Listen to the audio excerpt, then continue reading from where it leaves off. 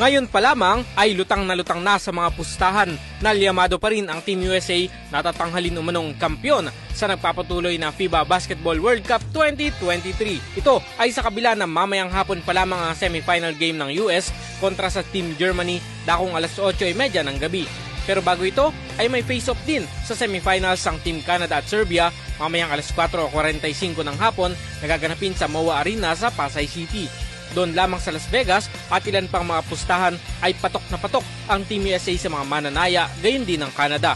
Ang US na number 2 sa FIBA rankings ay binubuo lahat ng mga superstar na NBA players habang ang Team Canada naman ay may 7 NBA players din. Pumapangatlo sa mga odds makers na malakas daw ang Team Germany na uusad din daw sa finals. Yun ay kung mananalo mamaya sa laban kontra sa Estados Unidos. Ang grupo ni NBA superstar Luka Doncic at Slovenia ay itsapwera na sa finals matapos na hindi umobra kahapon kontra sa Lithuania.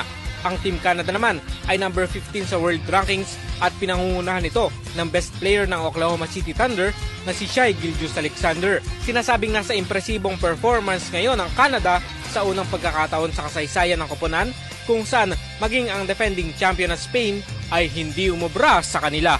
Para sa ating RMN Sports, ako si Radyo Manjairos Peña, Florida, Tatak RMN.